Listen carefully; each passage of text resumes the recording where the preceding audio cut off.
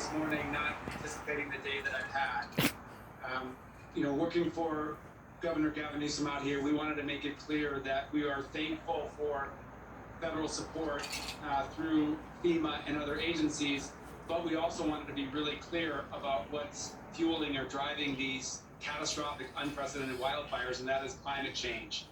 But as it relates to the interaction, that just sort of evolved.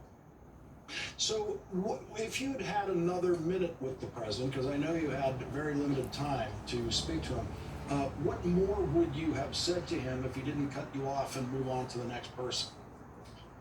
Well, I would have actually said that there is a path forward to actually tackle climate change, both to protect California communities and some things we need to do on wildfire, but also to transition to a low carbon economy.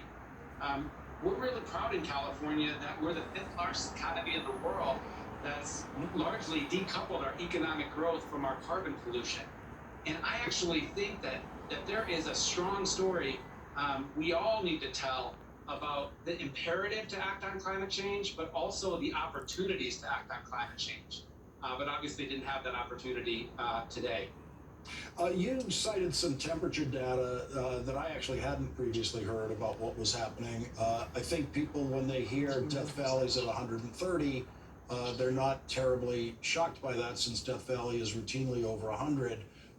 But the Los Angeles area being at 120, I've lived there a long time. I never saw temperatures like that.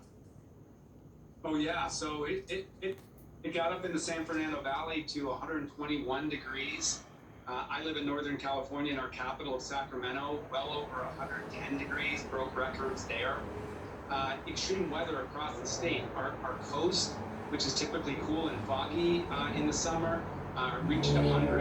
And what that means is that places in California that didn't typically burn in a catastrophic way are burning, including our coastal redwood forests that are typically very wet, damp areas. And if you have a fire, it's a very limited fire.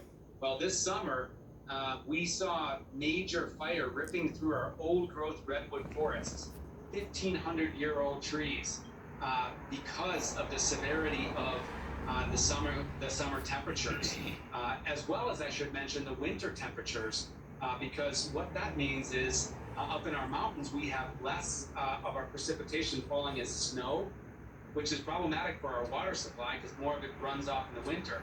But it also means a drying forest. So we have almost a perfect storm of conditions driven by climate change that's creating these catastrophic fires. What is the projection at this point of when you might get these fires under control? Well, I have to say, we are only partway through wildfire season in California, and typically our most challenging time in the year for our wildfires is deeper into the fall. If you recall, a couple of years ago, the tragic Camp Fire that claimed the town of Paradise, that happened in very late October.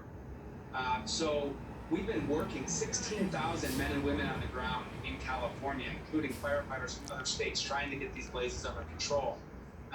Many that started in mid-August are under control, but others are starting. And we have a lot longer ways to go in this fire season.